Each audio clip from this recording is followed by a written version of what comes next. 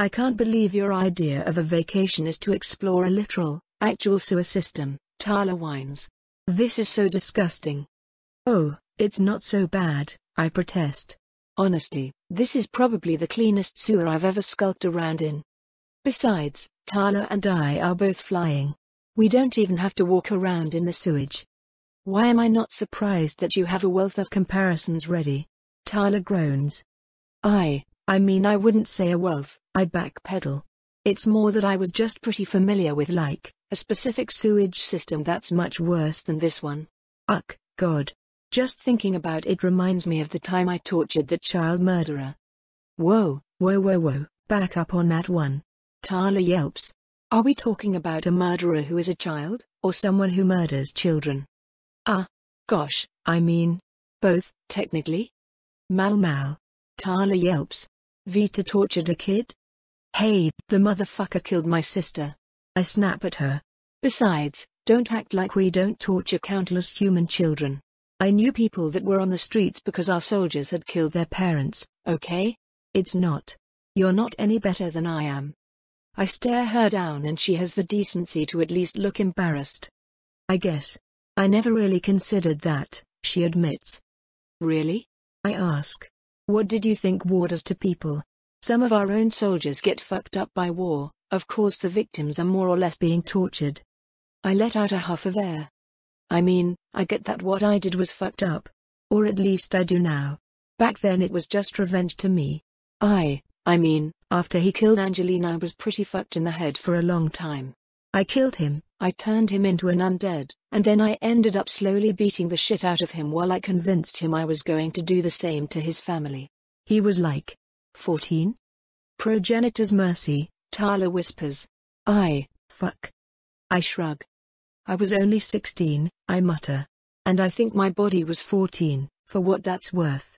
Shit, I've never told anybody about this before. I never even talked about it with Penelope. I'm just gonna say it, Vita's life was fucked up, Mal, Tala declares. That's a lot to take in. Your life, I correct quietly. You mean your life was fucked up? That was my life, Tala, not anyone else's. But yes. It was fucked up. I never told you the part of the story after the perception event, did I? After all that death there was a dreg swarm, naturally. I took it on myself to help with that. Then I got arrested by the local theocracy and spent 2 years in a secret prison being tortured over and over because they wanted me to let my sister's fucking soul get destroyed. There's a crash and a crumbling noise, and a dull impression of pain snakes its way up my arm. I glance over to where I have, apparently, punched a crater into the nearby stone wall. I pull my mangled hand out of the hole and start casting a spell to heal it. There were good things in that half of my life, I admit. I've gushed about most of them. My mom, my hunter team, at least while that lasted. Penelope, of course. I'm grateful to a lot of people. But in much the same way you can only imagine the scale of suffering I'm talking about, I could only imagine the scale of luxury I have now. All of me now has perspective that I haven't had before. Vita gained what she wanted, safety, family, love. But Malrosa gained something she wanted, too, a purpose. A goal. Something to dedicate eternity to. I'm going to conquer the plentiful wood for the sake of Liriope, and I'm going to conquer Verdantop because it's a horrible place that needs to be rebuilt. More tentacles uncoil from my core, writhing alongside my fury.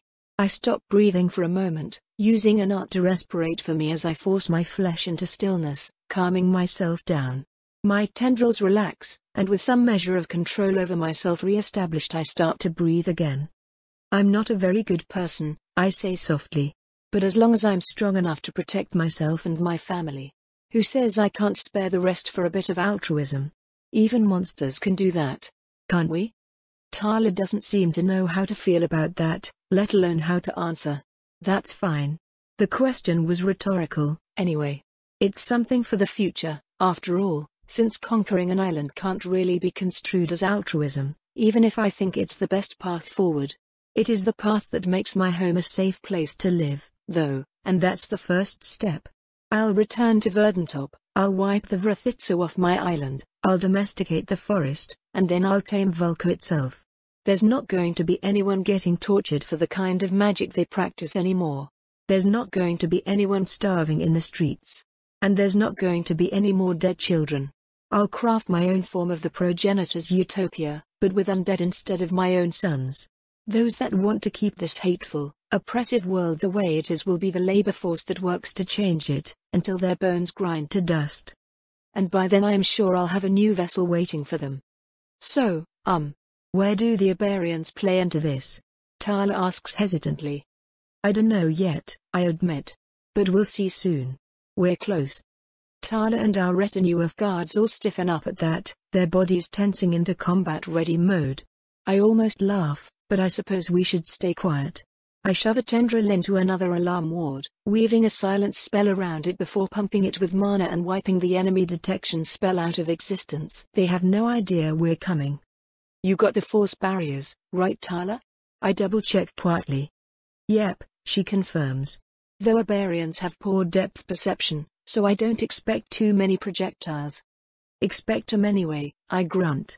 Trap emplacements don't need depth perception to work. Right.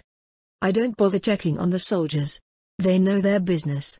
I weave a persistent silence bubble around all of us, and we start approaching the last couple of turns. I sense about 80 Iberians clustered together in the sewers ahead, though based on soul strength I estimate only about 20 to 30 of them are combatants. The rest are civilians, workers, and even a handful of children. All of them are miserable. I suppose I would be too, if I was reduced to growing food out of my own conqueror's shit. Well, it's showtime.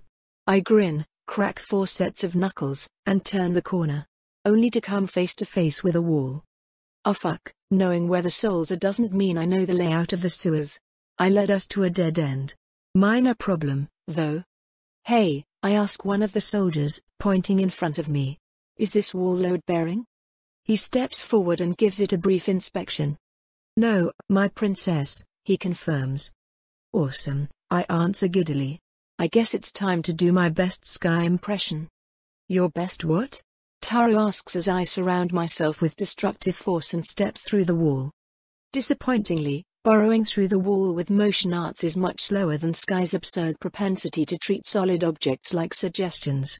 I grind my way past the obstacle anyway, my mana split between actually making progress and silencing the otherwise deafening ruckus shearing away the stone would make.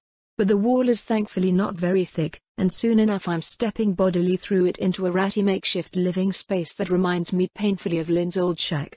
2 Iberians are here, 1 adult and 1 child. Mother and son, I think. They stare at me for a horrified moment before the mother screams something at the kid, wraps one of her thin, fleshy tendrils around a knife, and rolls forward to stab me. The kid starts to flee as I regard the weapon critically. It's not enchanted. It's not even half-decent chitin. A stone knife. I reach out and catch the blade with my dragon-scale gloves. Go speak, I order. Politely greet them, please. Moving my grip lower, I carefully roll the knife to extract it from the Iberian's tentacular grasp without breaking the fragile blade. Go speak starts warbling out words in Iberian, which is a very bellowing sort of language.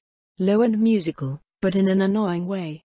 Iberians, like Athanatos, don't have their mouths connected to their respiratory system. The difference is that while Athanatos have engineered articulators in our sides that replace the speaking functions humans use their tongue and teeth for, Iberians have none of that, making them incapable of speaking most of the sounds that comprise the 2 languages I know.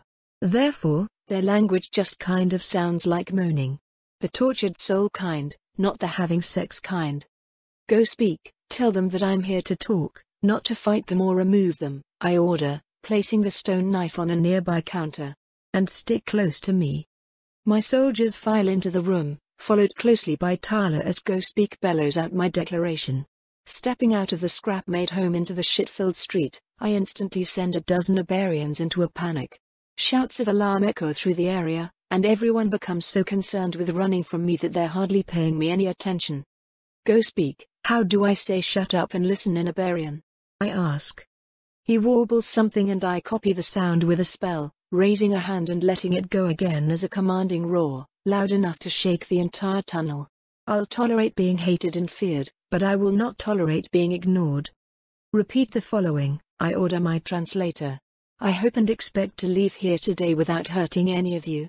I don't demand your trust or friendship, I only demand your attention. I will be speaking with your leader or leaders. Come forward of your own accord, or I will have to insist. The grating sound of stone rolling against stone is the only sound that answers me for a while, but I have succeeded at being heard. Even better, I've succeeded at being listened to. The Iberians know how fucked they are to see a queen in battle armor, and while I can't understand their words, I can feel the terror in their souls conclude that cooperation with a genocidal enemy somehow offers a better chance for survival than trying to fight or flee from it. Which is an extremely pleasant surprise. Nobody actually fucking surrenders when I ask them to. Immediately, my opinion of Iberians has skyrocketed. In short order, 3 Iberians roll up to us. 2 men and a woman, I think. Maybe 2 women and a man? I'm not totally clear on how to interpret an Iberian's gender, and I'm even more useless than usual in terms of figuring out an Iberian's sex. Regardless, the one in the middle asks something, which GoSpeak translates for me. He is tersely asking you what you want, GoSpeak says. Ha. Tersely? That's funny, he must be trying to act tough even though he's fucking terrified. I want to talk, I say. About you, about your people, about how you live and what you did when we came to take your land. I want to learn what you know. I want you to be valuable, unique, and useful so I can make a case for ending the genocide of your species. The Iberians are briefly shocked, but quickly recover. They're interesting creatures. If I'm not reading them wrong, their emotions are much more dulled than humans and Athanatos. They have emotions, but they're less prone to immediately following them. They're more ponderous creatures, used to moving slowly and planning before acting. They're logical in ways I wish more people would be, myself included. I kind of want to learn their language now. They're asking for clarification, GoSpeak says. True or false, you are part of a different faction that opposes the annihilation of their species. I would not describe myself as part of a different faction, I answer. This is not a political movement. It is a personal desire, and one that is locked behind the whims of my elders. But yes, I disagree with the generally accepted wisdom of annihilating you, and seek reasons to argue against it. The Iberians don't take long to agree, which again. Wow. I bet a bunch of humans would have immediately tried to kick my ass. The novelty of my situation is likely part of it. I doubt any other queen has even tried to have a conversation with them. They're just obstacles to most of us. Little mortals in the way, to be pruned from our perfect gardens. Having once thought I was one of those little mortals means I have a slightly different perspective, though.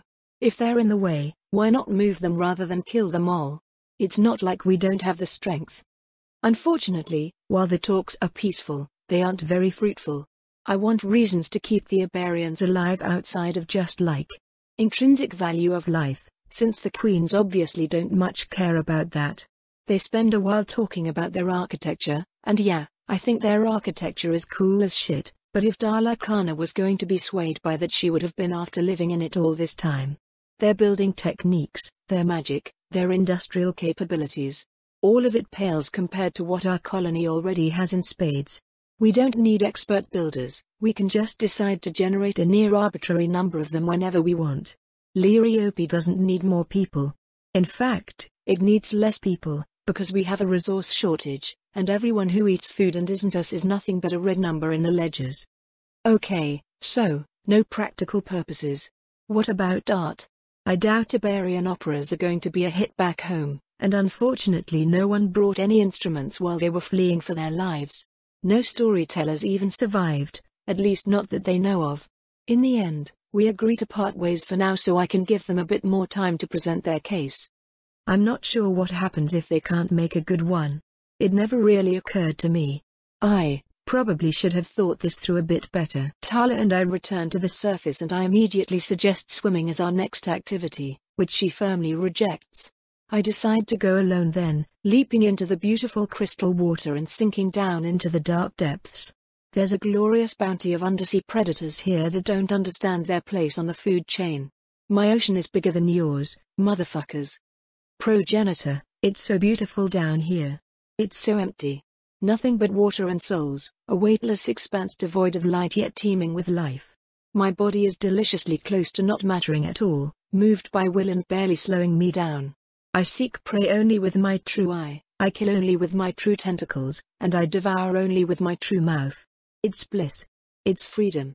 How I wish I could go a step further, to cast aside this flesh holding me back, to peel it away from me and dance without impediment in the darkness of this vast, cold world. I must be down there for hours, because soon enough I start to get hungry. I'm tempted to eat down here and keep going, but I feel like if I do that I may never return. So I surface with my latest catch. I've been having fun killing prey, eating its soul, then carving up its body and pulling the blood out with magic to attract more predators, who I then rip the souls out of and eat, etc. It's been delightfully chaotic. I'm really glad I know a water-breathing spell. I grab the biggest corpse I have on hand, bigger probably means tastier, right? And fly up to the surface, which takes longer than expected. Still, I burst joyfully back into the air, my delicious Leviathan corpse cresting the waves immediately after me. I whip my wings out, casting a giant spray of water everywhere as I hear a terrified shriek and, shortly afterwards, my Leviathan is obliterated by a magical barrage of absolutely unnecessary proportions. W.H. Tala.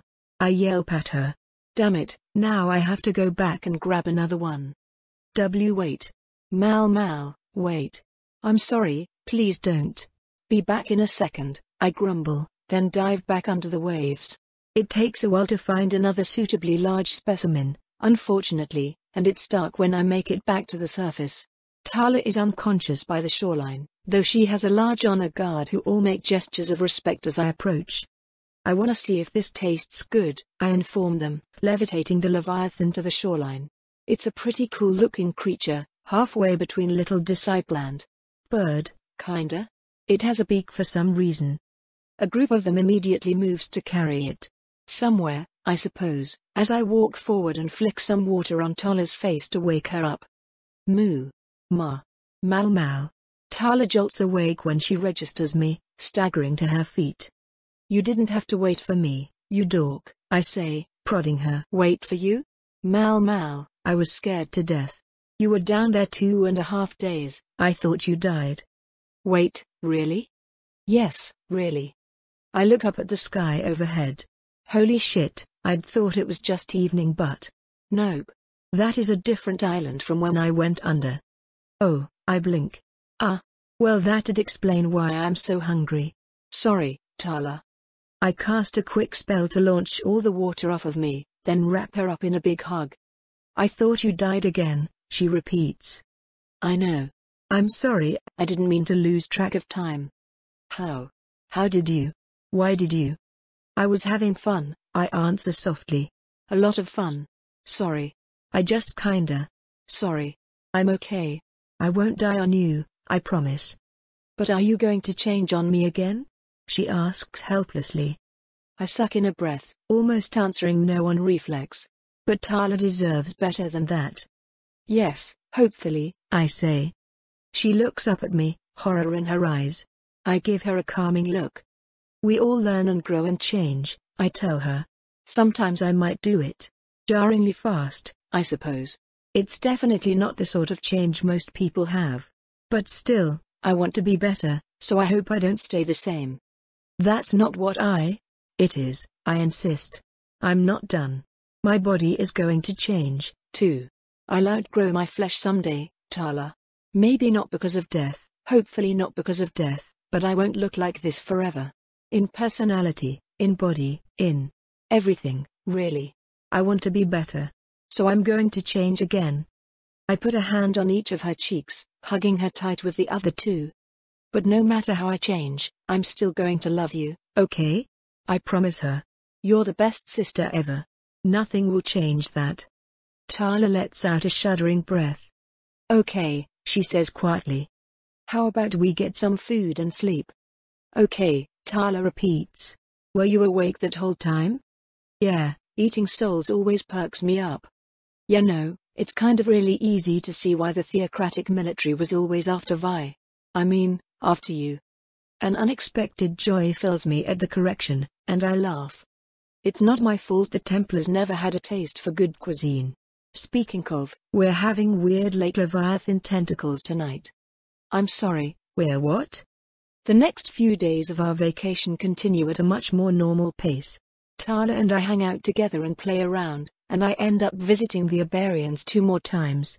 They aren't very fruitful conversations, but they're certainly interesting ones. Neither Malrosa nor Vita was ever much of a social butterfly, or I guess a social moth, so the long, drawn-out talks aren't really my thing, but I get to know a handful of the Iberian refugees. They aren't associated with the rebel group that's been periodically attacking the city, they're just trying to stay alive. It's a goal I can firmly empathize with, but I can't really do much to help other than bring them food. That's a choice which turns out to be a mistake. Princess, Dalakana sighs. I'm sure you've surmised that I have been asked by the progenitor to assess you during your time here. Ah. Yeah, I assumed that was the case, I nod. Then I stop nodding and signal affirmation with my eyes. Gah. In my defense, I'm super nervous. I just got summoned to Dalakana's personal queenly throne, and the War Queen has made no illusions of dressing up her audience hall as anything else. The most common decoration in the hall is melted Iberian armor. Then why in her name have you been aiding the terrorists? She groans. I would be in my rights to kill you, Malrosa. Do you understand that? I'm supposed to kill you if you betray Liriope in any capacity. I stand up a bit straighter, a bit of panic rushing through me. She's obviously not killing me right now, so I assume I'm in the clear, but I get the impression this is very much a time to be careful with my words.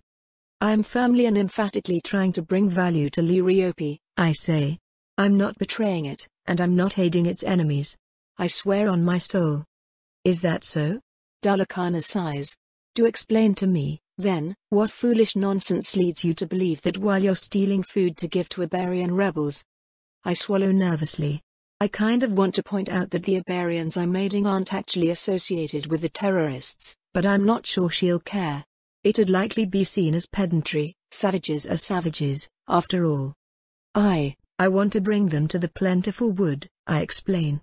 You don't want them here and, well, that's your prerogative, obviously. But I think genociding them is a waste of time and resources. If they have a reasonable alternative to hiding away underground and death, they'll be a lot easier to get out of the ground. Dalakana's eyes bore into me for an uncomfortable minute before she speaks. You found a hidden colony of rebels literally hours after arriving here, and you expect me to believe that you intend to do me a favor not by purging them from my lands, which you know is what I want, but by feeding them, so they can continue to multiply like rats. Your explanation has increased your status from traitor to traitor and moron. I carefully refrain from reacting, keeping tight control on my body with my soul threads as anger runs through me. Of course, Dalakana can read souls like I can, so unless something about my divinity makes that difficult, I'm sure she can see through me like glass. Still, the ritual of it helps me calm down a bit, and since she took a while to respond to me, I feel no obligation to give her a quick reply. I don't think all the Iberians should die, is all, I admit. I wanted a compromise between efficiency and genocide. I've been trying to find a way to let them bring more to Liriope than they take away. Because the act of attempting that, the act of looking for that, is important to me. Dalakana visibly relaxes at that, if only by a slight bit. Thank you, she says. That is a much better and clearly much more truthful explanation. But my darling child, part of being loyal to Liriope is trusting the wisdom of your elders. You are not in charge and you do not make the decisions. This is because, when I tell you extending that kindness isn't worth the effort, it comes from experience. That's my problem, though. I counter. You're saying it's not worth the effort, but if I'm the one making all the effort, why do you get a say in it? I don't doubt your wisdom works, Queen Dalakana. Liriope is glorious. But while it is the duty of the old to maintain what works, it is the duty of the young to seek new innovations. Dalakana considers that, her eyes twinkling with agreement. True, she concedes. At least in the abstract. I will answer your question in a moment, but first I want to ask, why this path? To seek your own way is well and good, but why do you seek this way, child? I hesitate, trying to find the right words. I've lived 2 lives, I say. 2 short lives, perhaps, but they were vastly different. I am a princess, and proud to be one. I love my people and my colony, built on the backs of our lessers. But at the same time, I've been one of those lessers. I have had my back stepped on. And it would be horrid of me to just forget that. I take a deep breath, starting to pace a little. What really irks me about our strategy is that it's only about Liriopi. Everything else is a number rather than a person. And we do that because it's efficient, because it's effective, but most importantly because it's easy. Killing Iberians is easier than figuring out how to get the water we need peacefully. It causes less hassle. I hear that kind of language and I think we are just being lazy. And that's not something I can just ignore, Dalakana. Because it does not match some personal principle of yours? She prods. No, I answer firmly. It's because of what I am. What I can't let myself be. Dalakana, I am arguably the one below all's little sister. Do you understand what that means? What I might become one day. Lazy with other people's lives isn't just a policy to me, it's a potential apocalypse. I hesitate. She's old enough, so she probably also. Do you know my other sister? I ask quietly. Dalakana hisses. The island of life and death, she growls. Source of the clear ones. Birthing grounds of the Blackmoor. Well, those are some new names I guess I can panic about later.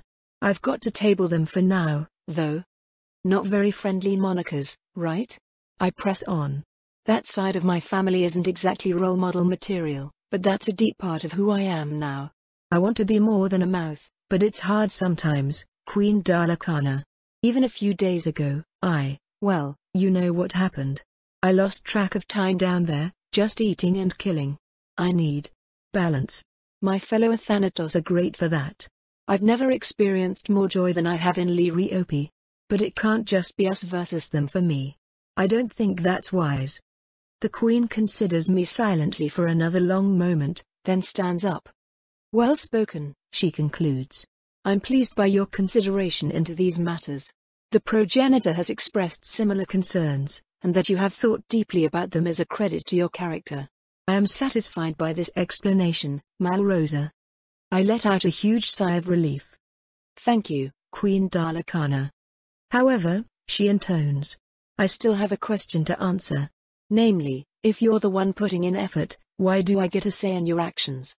She steps down, her thin body towering over me with a weight beyond the physical. I could explain how the transfer of rebels into refugees does not benefit me the way you think it does, but that would obfuscate the true issue here. Namely, that I am the queen of this island, and my word is law. She extends a finger towards me, pointing imperiously down from her raised platform. Your caution demonstrates wisdom, child, but I want those creatures dead. Do you not wish to be a war queen, Malrosa? Do you not wish to conquer? Do you think you will win a war without a slaughter? You are unfit for your ambitions if you cannot swallow your fears and kill. And thus I command you, slay them all. Every last Iberian in the sewers, every man, woman and child. They die before you leave this place, Malrosa, or I will declare you unfit to the progenitor herself. I can't help it. I hiss, dangerously ignoring impropriety in doing so. Dalakana doesn't comment, though, simply waiting for my acknowledgement. Out of all lessons, I growl, this is not one I need to learn. I assure you. Then prove it, child. I'm not foolish enough to continue trying to argue with her. I turn and storm out of her hall, meeting up with a terrified Talanika who had been silently eavesdropping on the whole meeting. What are you gonna do, Mal? She stutters. I suppose I have one last question to ask the survivors, I respond furiously. I don't bother gathering my retinue. I simply get the means to communicate what I need from Ghostspeak, and descend alone with Tala. I don't want her with me, but I know I won't be able to leave her behind no matter how much I insist. I grimly walk into the Iberian refugee camp, my foul mood obvious even across the species and culture barrier. They all know something is wrong. Would you rather be eaten, I ask tiredly, or enslaved? Ever the logical creatures, the Iberians all draw weapons. So I draw mine. A scythe of frozen air forms in my hand and I stroll forward, reaping the last harvest of an entire culture. Tala stays close to me and watches with horror as every Iberian in the tunnel falls silently into death, a cascade of limp bodies and destroyed lives. 3 days later, I offer Queen Dalakana an undead army made from her own enemies. She's amused, but informs me that she prefers them gone. So I eat them all, every man, woman, and child, glowering at the queen the whole time. She watches me do it, and even in the face of my anger she is pleased. I hate it, but in the end I'm a daughter of Liriope and a daughter of the streets. I knew it might come to this, and there was never any doubt to what path I'd take. That's quite a glare you have, little princess, Dalakana muses. You wouldn't happen to be holding a grudge, now would you? I flinch and look away, doing my best to ignore the squadron of soldiers dragging the many Iberian corpses out of the plaza to be burned. I'm not planning to take revenge against you, if that's what you're asking, I mutter. Dalakana's smirk grows more pronounced. You know that it isn't, she says. I grind my mandibles together in irritation, not at all in a good state of mind to have a heart-to-heart with some smug bitch who just made me eat a bunch of children for her amusement. I clench all four of my hands into fists, then slowly let them relax. Focusing on the physical still isn't comfortable for me, but it's a habit from my Malrosa side which I have to admit is helpful for evening out my mood.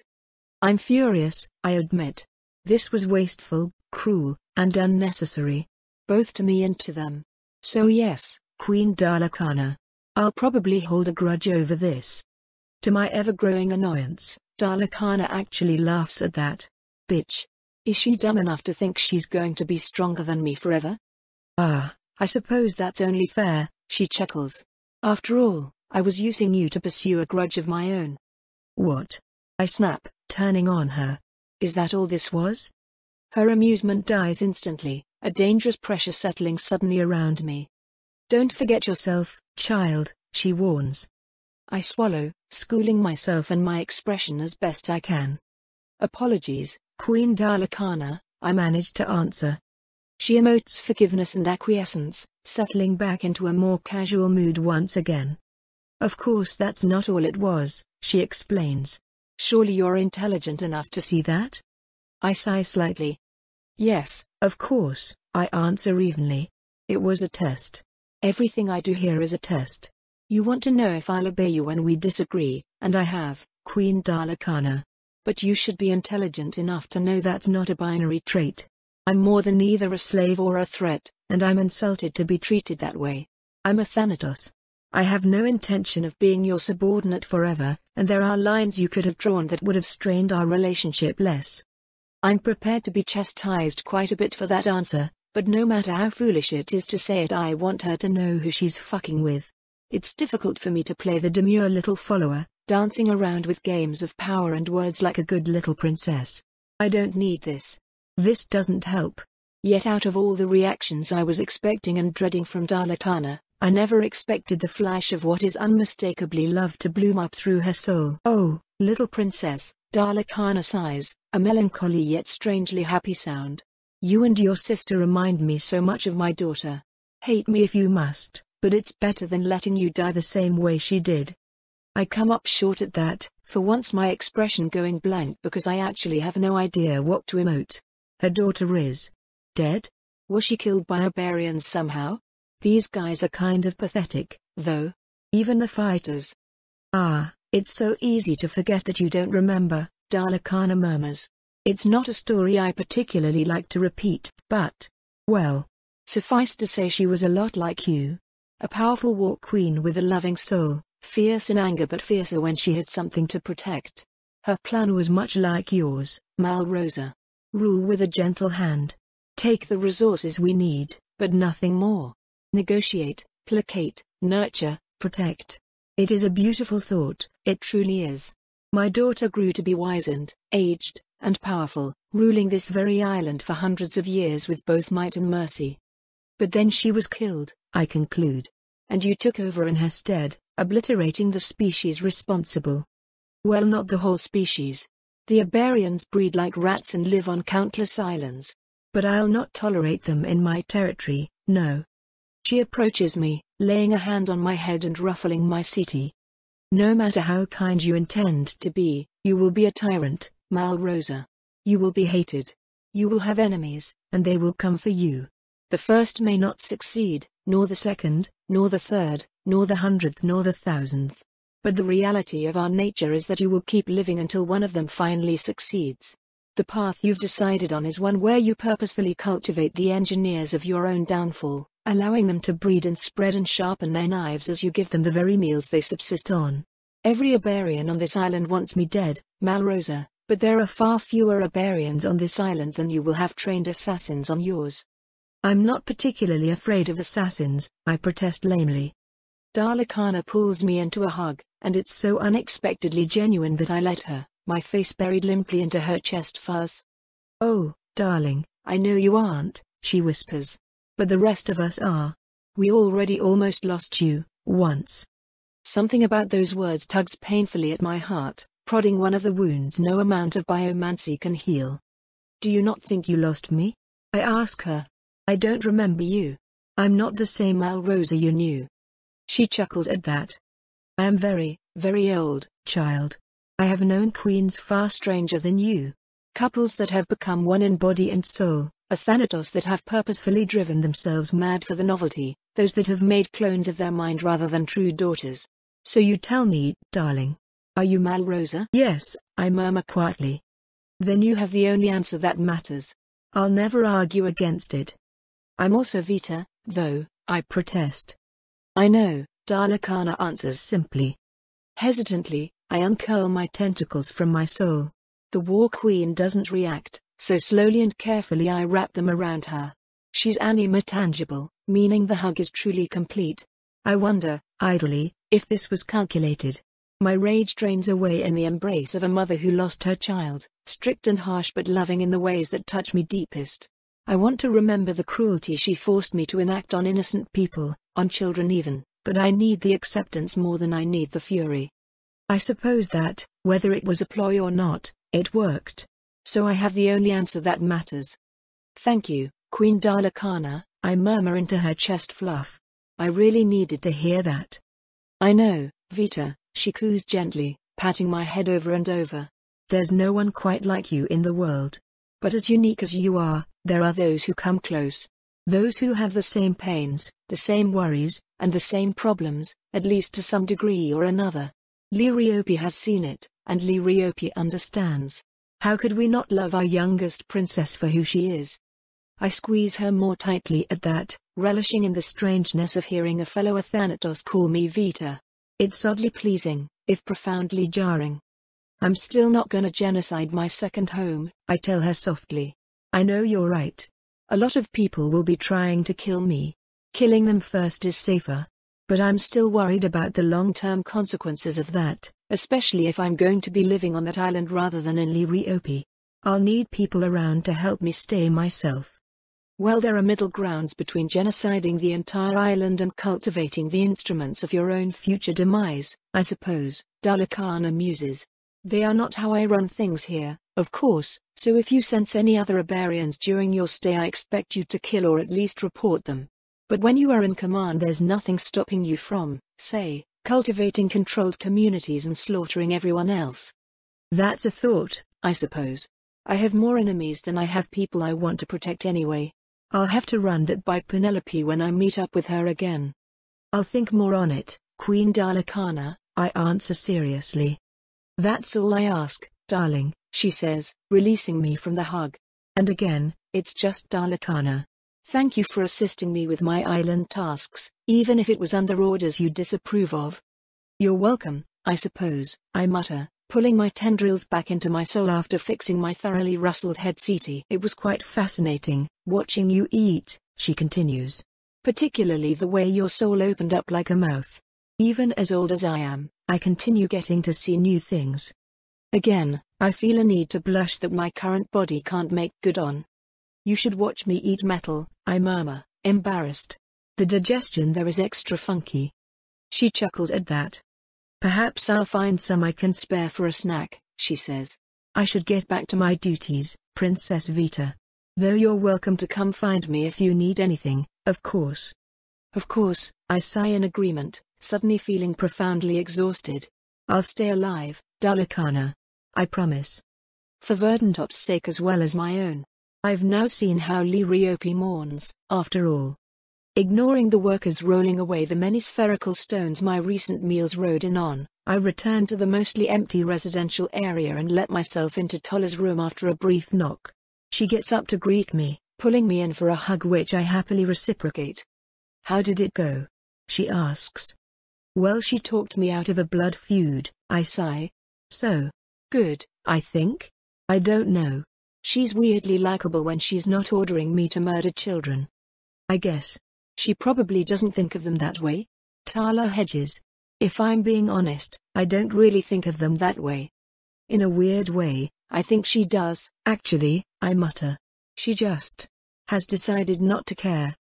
Is that different? I give Tala one more squeeze before letting her go. Yeah, I confirm. It's pretty different, I think. The rest of our vacation isn't terribly noteworthy. We teleport back to Liriope after 10 or so more days in the Tia Basin, which I now know is named for the grief the island represents as the grave of an immortal queen. It's funny, a Thanatos can't actually cry, but Iberians can. I wonder how many of them mourned their leader when she was assassinated. Was she liked, overall, and slain by a group of radicals? Or was she hated, despised and reviled, slain to the overwhelming cheers of her own subjects? I'll never know. No Iberians that actually lived under Dala Khana's daughter are still alive. It has simply been too long. It feels like no time at all before the first month of my time as a Vita Malrosa fusion is up and I'm called to see the progenitor once again. I've spent my time well, enhancing my custom armor and crafting new weapons to take advantage of my strengths. I wear it all to the meeting with her, because I figure things are probably going to go well and I should be ready for my promised training to start. And if things don't go well, I'll definitely want to be as armed and armored as I can get. Though it doesn't escape my notice that the guards have absolutely no problems letting me be alone with the progenitor while armed to the teeth. Geez. If they have so little faith in my ability to hurt her, why does she even have guards? I enter her audience chamber, looking up at the functional goddess of our species and note that while she's visibly grown over the past month, she is still tiny and absolutely adorable. Of course, I'm not crazy enough to let that stop me from kneeling respectfully before her throne. Malrosa, the progenitor hums. Vita, Princess of Blue. You've come before me looking like you intend war. Is that not what a war queen does, progenitor? I answer easily. The horrifying ancient thing in a painfully adorable, positively boopable body barks out a high-pitched laugh of mirth and malice. Then let's make you one, child. I spend the next few days with the progenitor basically non-stop, demonstrating everything I know and being berated for it. Why do you weave arts like that, child? She grouses, zipping around my head like an oversized fly. It's beneath you. What? I grumble, pausing my four-armed dance. This is how I was taught. Didn't you come up these techniques? Well, maybe 1,000 years ago I codified something as crude as that, she answers, waving me off dismissively. But either way it's beneath you. Your techniques are beneath me, I deadpan. Yes, she hisses. You are mana itself. You don't need to wave your arms around to shape your form. Well, I mean I guess I could adapt these forms to tentacle casting, I admit. No. She snaps, a telekinetic force bonking me on the back of the head. It's you, child. Just move it. You don't need to shape it step by step like a corporeal being. Skip to the end. Manifest your sculpture all at once, by your will alone. We will start with a basic light spell. Or, that's the spell Penelope taught me to cast with, and also the spell Mom taught me to cast with. Cease your nostalgia and move your essence, child. All right. Moving my mana is easy. It's the easiest thing in the world, in fact. It's absolutely no problem whatsoever. No, the issue is that I don't understand what I'm supposed to form with it. I cast spells all the time, sure, but that's a complicated step-by-step construction process, most of the memorization going to my motion itself with only a basic understanding of what that motion is doing. Now I'm being asked to twist part of me into a complex multi-dimensional structure that will, upon completion, slowly consume itself by turning into light. I basically need to understand the element of reality itself that defines light at its most fundamental level, and then become that definition. Vita's limited magical knowledge is useless here, even though that part of me supplies all the potential. Malrosa and, to a surprising extent, Melik are the parts of me which rule this task, as they're both trained in the skills needed to understand magic on the level of complexity required. It's still hard. I almost blow myself up a dozen times, and would have if the progenitor hadn't barked a correction at me each time. I feel like a child again, figuring out magic for the first time. But when I finally cast something without moving so much as a tendril, it feels like learning to fly again. The progenitor boots me out after that and tells me to master 10 other spells this way before coming back. I head to the Numa practice grounds and devour some of the training souls there to help me work through the night. I return to the progenitor the next day able to cast 25, and I actually get to see the architect of our race smile. Teleportation magic is the most obvious solution to your issue with range, the progenitor tells me days later. And you should be able to cast it near instantly when you comprehend the spell well enough. The problem is that you lack the power for it, as of yet. I'll need to eat a lot more metal before I have the mana output for speedy teleports. Yeah, I confirm. I was going to augment that weakness with my armor. Have it set up a lot of the power storage for me. A decent enough stopgap, the progenitor concedes. But the most obvious solution should never be your only solution. You know plenty of projectile spells. We're working on your aim today, child. And so it goes. I can't say I hate it. The progenitor is a firm teacher, without being aggressive the way Remus was. She prods at my limits and I voraciously try to surpass them. She's making me powerful, and that's all I've wanted for a long, long time. Souls are officially added to my standard diet, as well. Whenever a man dies somewhere on the island, his soul is taken and fed to me. And that's hundreds of impressively sized souls, every day. The progenitor makes it very clear that this is temporary. I can't expect this treatment when I return to Liriope. Denying the Mistwatcher his meals for too long will apparently cause a perception event. That is a big part of why the men are kept mortal in the first place. I'll definitely have to inform Penelope about that one. The massive influx of souls does a lot to increase my power, of course. Enough that I start outgrowing my body again. I feel the first twitches of eyes and flesh tendrils start to emerge, though I suppress them as best I can.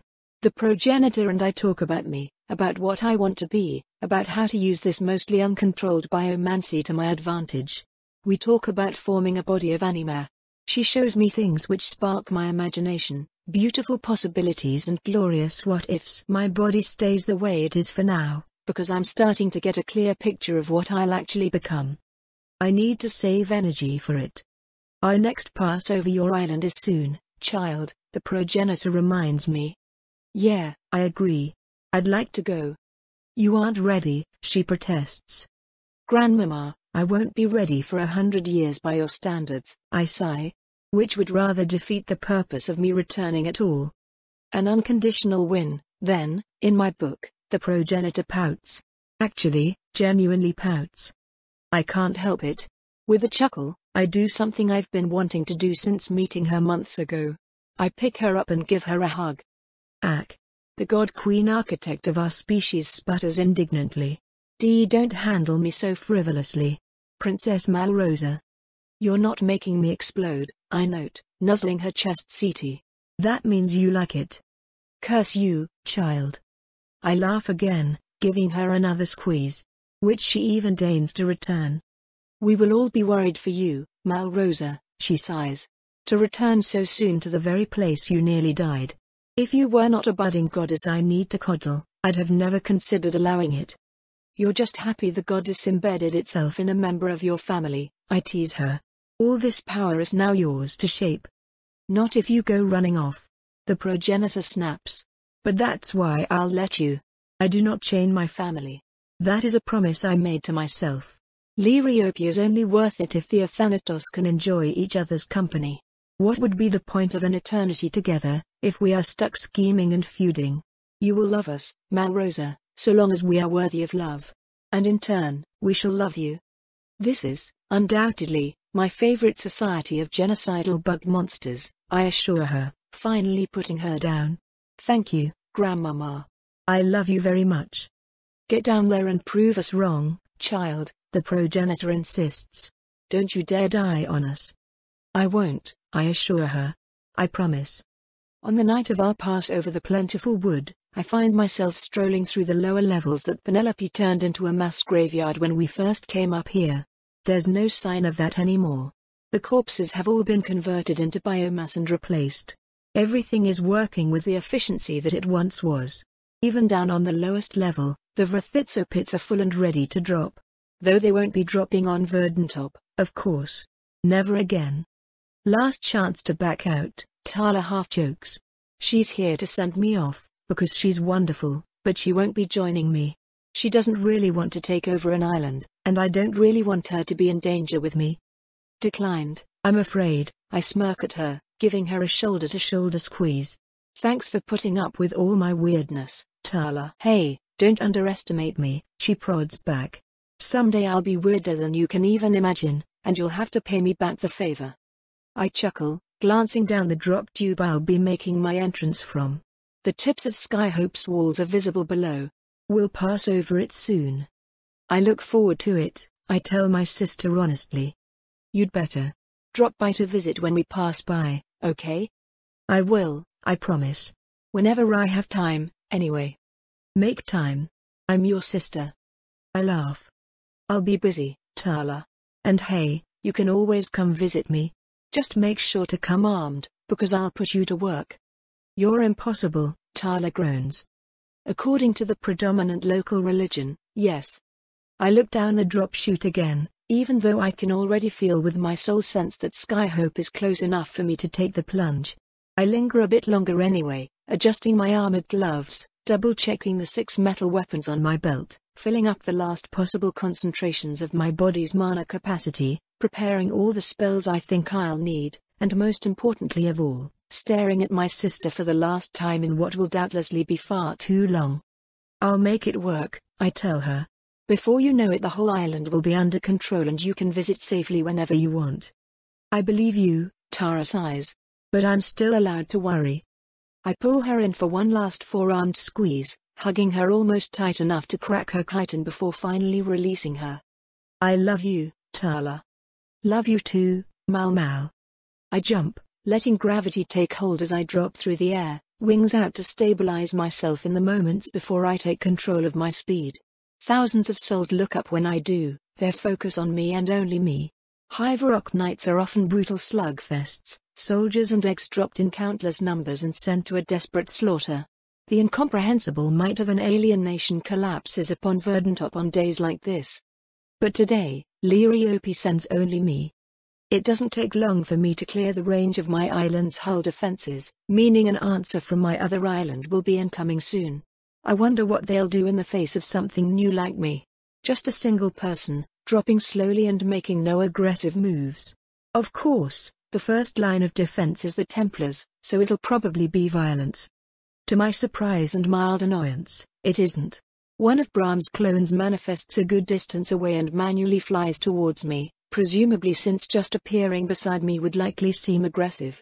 I stop falling and hover in place, putting on my most imperious expression as I let him come to me. Not that the humans will be able to read my expression, of course, but it's the principle of the thing. Greetings, Braum says. There wouldn't happen to be any possibility of negotiation or communication, would there? There would, actually, I confirm. Hey, Braum. How's things? It doesn't take long for me to pinpoint his real body down in the city and taste his delicious surprise. Have we? No. The Lich? In the flesh, I confirm. Though I expect you to address me as Princess Vita, or Princess Malrosa. Either is a proper title. You really did possess one of Hivarok's spellcasters, then, he concludes. So what is your purpose here? You fought with us against Hivarok just a few months ago. Well, things have obviously changed, I tell him. It's not so bad up there. In fact, it's way better than the shit city you protect. So I'm here to fix things. You wouldn't happen to be willing to surrender, would you? To the living fusion of our two worst enemies? Braum spits. A Lich and a Hivarok caster? There it is. Now things are familiar again. I suppose if that's still all you can see, that answers my question well enough. Will I have to remind you of your impotence, then? You couldn't even touch me when I was still mostly human. I float to the side to dodge a compressed air projectile from below, the smile in my eyes growing wider. I know I cannot fight you, Lich, Braum intones, but Cassia has no such. I teleport, not bothering to listen to the rest of his drivel. Appearing directly in front of Cassia the Maelstrom, I activate one of my favorite new spells, etched into the metal of my armor. It's a mana control spell, a simple bit of metamancy designed for one thing and one thing only, repelling any mana it detects, pushing it away to form a wide, magicless bubble around me. But of course, like most magic detection methods, it only senses Watcher mana. So I fill the remaining space, making my own little world of blue.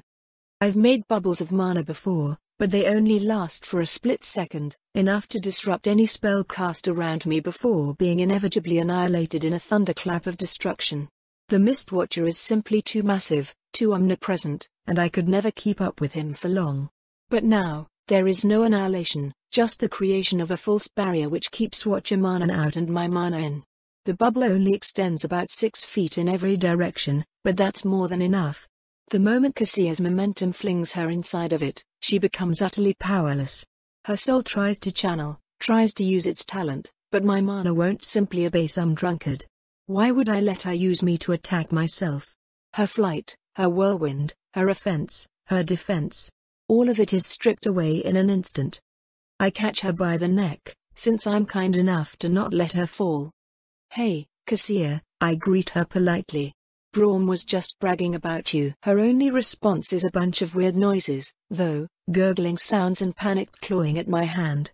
That's kind of out of character for her. Why? Ooh, right, she's choking. Humans choke when you grab their neck. Whoops, sorry, I apologize, loosening my grip a bit. I just didn't want you to fall. A dozen Braum clones materialize just outside my barrier and try to strike it, but I ignore them since there's nothing solid for them to strike and they obviously just dissipate whenever they touch my mana. The dude never learns. "What are?" Cassia coughs. "How are you doing this?" I laugh. "Let me answer your question with a question. Back during Skyhope's perception event, did you ever try to cast something on the Mistwatcher directly?" "What?" she hisses. "You heard me. Did you try it? Just to see what happens?" "Nothing happens," she hisses. "You can't use a god's gifts against." She cuts herself off, terrified of the words that were about to come out of her mouth. I laugh again. "Against a god?" I finish for her, drinking in every beautiful moment. I've wanted this for so long. The chance to humble these smug fucking bastards. To utterly and completely crush them, to see their damn faith drain from their eyes and get replaced with terror. It's intoxicating. I look deep into her soul, greedily indulging myself in every fear, every draining hope of the smug drunkard bitch who put me in prison all those years ago. Then I scowl, because I find something that shouldn't be there. A red, pulsing segment of soul that I could have sworn wasn't part of her the last few times I peered into her. What the heck is this? It's in the emotional attachments section, growing like a tumor. And it's also connected to where mana is channeled. What? It's like half talent, half animancy scar, which? Oh, goddammit. I do a quick check through the souls of the countless people below me, finding that nearly a third of them have a similar red pustule leaking wretched subtleties into their higher brain functions. Yet there's no sign of the man himself, the only culprit on the island I can imagine to be responsible for this particular brand of cascading soul tumors. Wherever he isn't in Skyhope. My line of thought is swiftly tangled, however, when an agitation of mana near me forces me to prepare for an incoming teleportation spell. I turn to it and watch, my body tense and heart racing, as she appears before me. Her white and blue scales glimmer in the spotlights being directed up at us through the darkness. Her wings dwarf mine, each one extending farther than she is tall, the interlocking plates looking more like one of my metal automations than anything truly alive. Her powerful tail curls underneath her, its hundreds of scale tendrils twisting with seemingly chaotic intent, yet in reality each grasps and shapes Watcher mana with unparalleled precision. And within it all rests her soul, a fortress of horrifying efficiency. No, not a fortress. A prison. Its defenses all point inwards, after all. "Penelope," I greet her, my heart tearing asunder. "Vita," she answers professionally, the small shade of longing in her soul expertly quarantined away. "It's good to see you," I say honestly, "though I think you have an eyes problem." "I know," she growls. "He has picked the most disruptive possible time to make his move. So I need to know, are you here to help us?" "I'm here to conquer you," I answer. So yes. She's displeased by my answer, and even goes so far as to clench her fists to show it. The blue in her scales fades away, leaving only white. What? I ask. Mad because I stole your plan? Don't worry, I've talked the gals upstairs out of the whole genocide bit. There will be no more Vrathitso heading our way. We'll take over like we always intended, trade resources to Liriope in exchange for peace, and everything will be peachy keen. Penelope glances at the High Templar in my grasp and the nearby manifestation of Braum, floating carefully into my bubble of mana. Naturally, I allow her to transfer over to using it, happily filling her soul and admiring her shell from the inside. We should talk about this elsewhere, Penelope declares. With both of us here, Enteritis is likely to make her move. Who's Enteritis? I ask, and then the sky explodes.